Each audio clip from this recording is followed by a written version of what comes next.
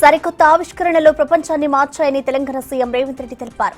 నేటి తరం అద్భుత ఆవిష్కరణ ఏఐ అని కొనియాడారు ఆయన. హైదరాబాద్లోని హెచ్ఎస్సీలో రాష్ట్ర ఐటీ శాఖ ఆధ్వర్యంలో నిర్వహించిన గ్లోబల్ ఏఐ సదస్సుకు సీఎం ముఖ్య అతిథిగా హాజరయ్యారు. హైదరాబాద్లో జీపీయూ ఆధారిత ఏఐ క్లౌడ్ ఏర్పాటులో భాగస్వామ్యంపై సదస్సులో చర్చించారు. తెలంగాణ ప్రభుత్వం మరో కీలక నిర్ణయం తీసుకుంది. రాష్ట్రంలోని ప్రభుత్వ విద్యా సంస్థలన్నింటికీ ఉచితంగా విద్యుత్ అందించాలని నిర్ణయించింది. దీనికి సంబంధించిన జీవోని కూడా ప్రభుత్వం జారీ చేసింది.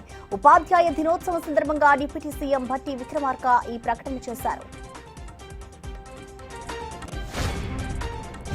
ఎంబీబీఎస్, బీడీఎస్ ప్రవేశాల్లో స్థానికతపై హైకోర్టు తీర్పు వెల్లడించింది. స్థానికులంతా స్థానిక కోటా కింద అర్హులేనని పేర్కొంది. స్థానికతపై మార్గదర్శకాలు రూపొందించాలని ప్రభుత్వాన్ని ఆదేశించింది. స్థానికతపై పలువురు వేసిన పిటిషన్లను విచారించిన కోర్టు ఈ తీర్పు ఇచ్చింది. భారీ వర్షాలకు తెగిపోయిన కట్టలు, కెనాల్స్ పునరుద్ధరణపై తెలంగాణ ప్రభుత్వం ఫోకస్ చేసింది. దీనికి సంబంధించిన పనులకు వారం రోజుల్లో టెండర్లు పిలవాలని మంత్రి ఉత్తమ్ కుమార్ రెడ్డి అధికారులను ఆదేశించారు. ఇంతటి విపత్తులో పనిచేసిన అధికారులను మంత్రి అభినందించారు.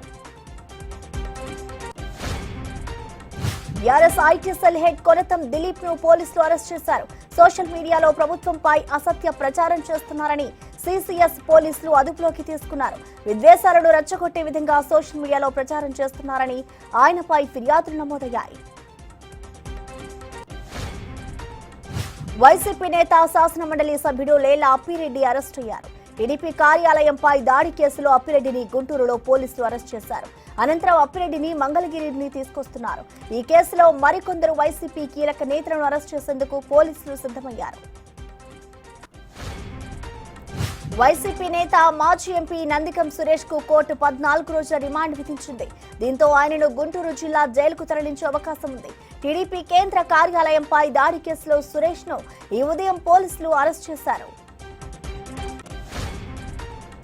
లిక్కర్ స్కామ్ లో అరెస్ట్ అయి ప్రస్తుతం తీహార్ జైల్లో ఉన్న Delhi CM Kejriwal bail petition పై సుప్రీంకోర్టులో వాదనలు ముగిశాయి. అనంతరం సీబీఐ కేసులో తీర్పు రిజర్వ్ చేసింది. వచ్చే మంగళవారం తీర్పు వెలువరించనుంది. రెగ్యులర్ సర్వీసుల్లోకి తీసుకునే అగ్నివీరుల శాతాన్ని పెంచే అవకాశంపై కేంద్రం యోచన చేస్తోంది.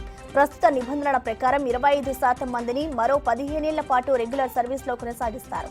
వారి జీత భత్యాల్లో మార్పులు చేసే దిశగా కేంద్ర ప్రభుత్వం సమాలోచనలు చేస్తున్నట్లు తెలుస్తోంది. దాదాపు 2.5 ఏళ్లుగా ఎడతెరిపి లేని దాడులతో ఉక్రెయిన్ ని ఉక్కిరిబిక్కిరి చేస్తున్న రష్యా తాజాగా శాంతి చర్చల ప్రస్తావన తెచ్చింది.